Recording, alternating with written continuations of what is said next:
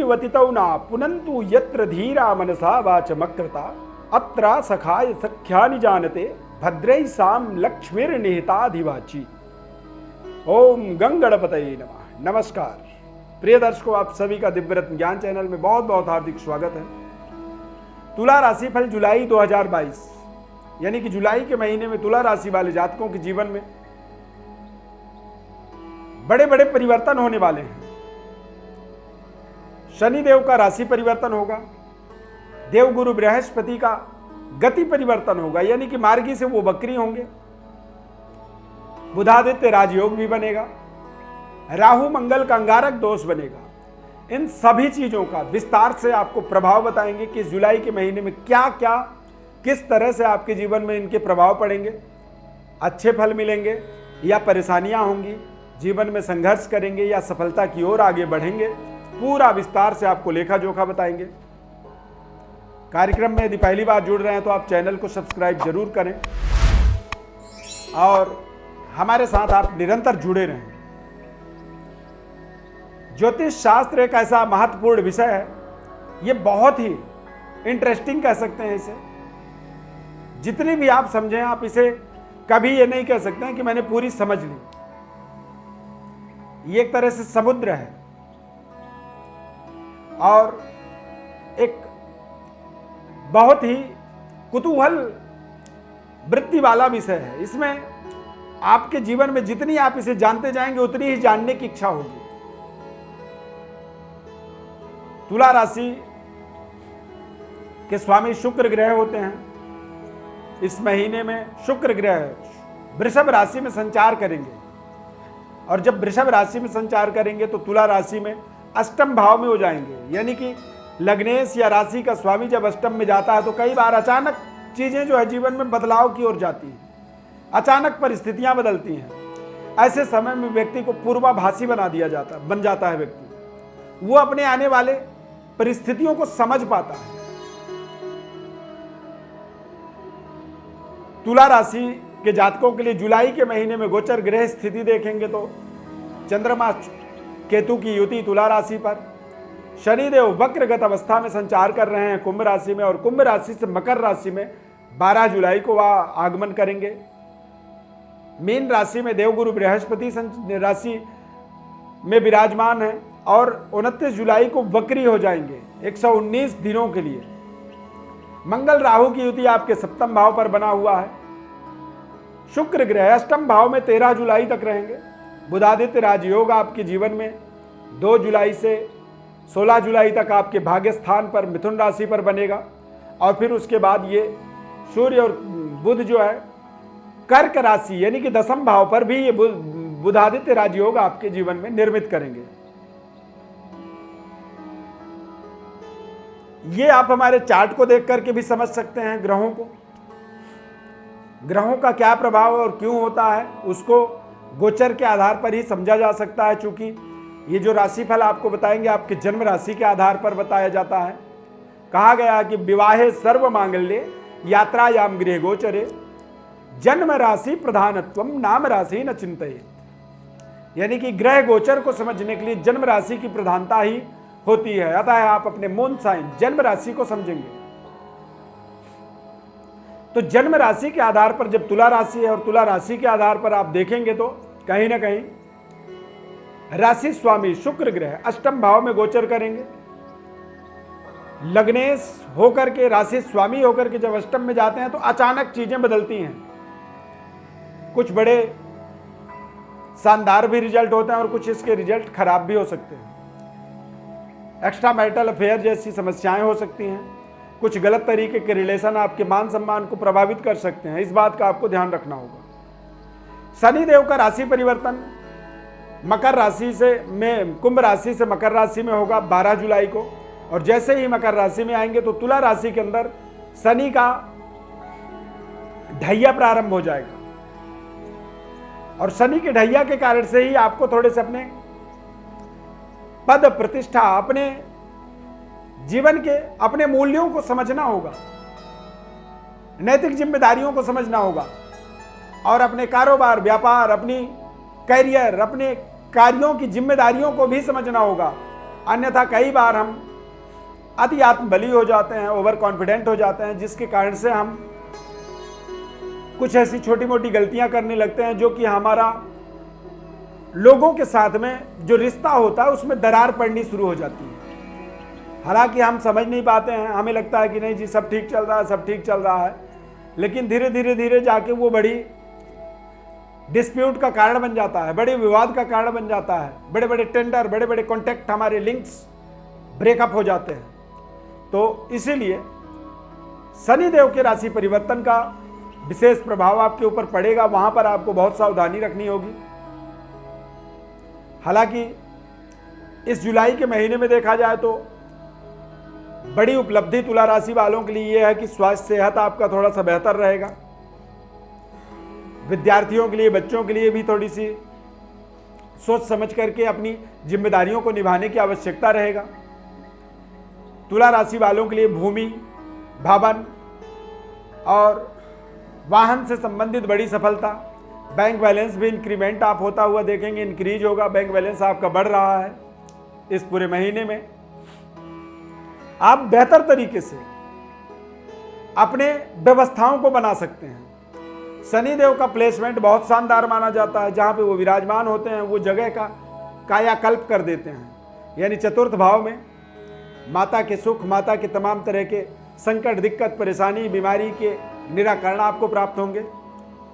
नए घर में गृह प्रवेश आप कर सकते हैं, नए घर की प्राप्ति कर सकते हैं, या फिर कई बार आप देखेंगे कि आप अपने पुराने सिस्टम को नया बदलने में आप तमाम तरह के खर्चे करते हैं। यानी कि कोई पुरानी गाड़ी है उसको निकाल करके और आप नई गाड़ी लाते हैं, घर पुराना है, जर्जर है, आप उसे तोड़ करके नया घर बना देते हैं। तो इनमें यदि कोई खर्च होता है इसे सदुपयोग कहा जाता है, सदव्यय कहा जाता है। देवगुरु बृहस्पति मीन राशि पर वक्री होंगे। देवगुरु बृहस्पति इस समय विपरीत राजयोग बना रहे हैं तुला राशि वालों के लिए जुलाई के महीने में। हालांकि ढैया का एक उतरता हुआ प्रभाव है, तो इसमें आपको ज्यादा नहीं सोचना चाहिए,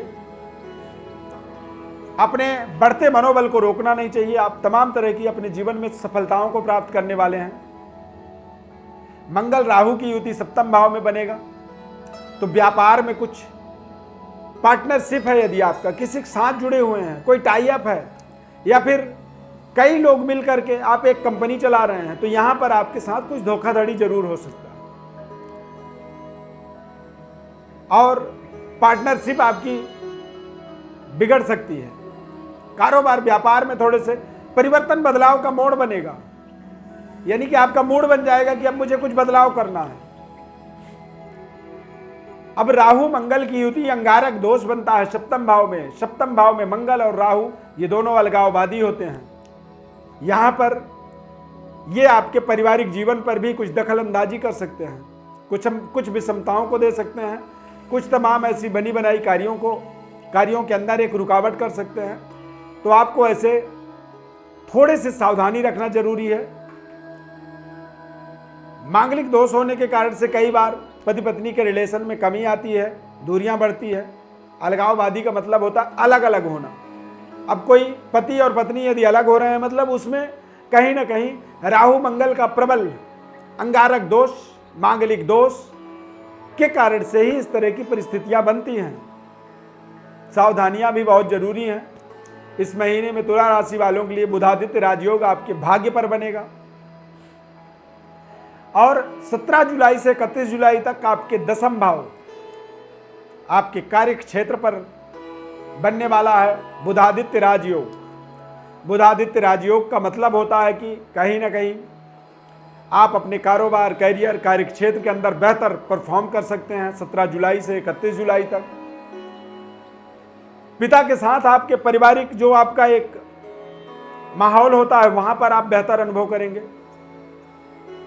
परिवार में कुछ नए तरह के लोगों का आगमन होगा और आप अपने परिवार को कुछ नए तरह की सफलता के माध्यम से एक नई खुशखबरी भी यहां पर दे सकते हैं। बेहतर कनेक्टिविटी आप कर पाएंगे। तुला राशि वालों के लिए देखा जाए तो 17 जुलाई से 31 जुलाई के मध्य आप देखेंगे कि कुछ नई स्टार्टअप के मोड़ स्टार्टअप कर सकते हैं, कुछ नए तरह का।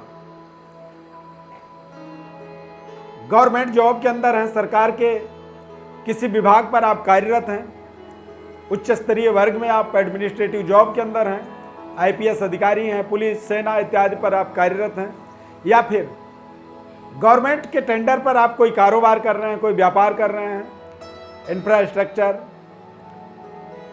मेडिकल लाइन पे आप जुड़े, मेडिकल लाइन से रिलेटेड कारोबार कर रहे हैं, या फिर डॉक्टर्स हैं आप, तो निश्चित रूप से ये समय अच्छा है। आपको अपने तालमेल को सरकार के साथ बेहतर करने का समय रहेगा 17 जुलाई से 31 जुलाई तक। मेडिसिन का, दवाइयों का, बिल्डिंग मटेरियल्स का, कंस्ट्रक्शन का कोई कारोबार आप करते हैं तो ये आपके लिए समय अच्छा है। इस समय में आप अचानक बेहतर परफॉर्म कर पाएंगे, बेहतर तरीके से आप अपने कारोबार व्यापार के अंदर एक डेवलपमेंट को जोड़ पाएंगे। पूरे समय को देखा जाए तो इस समय अवधि के अंदर या पूरे महीने में, जुलाई के महीने में अंगारक दोष को ही एक थोड़ा सा आपको सोच समझ करके सामना करना है।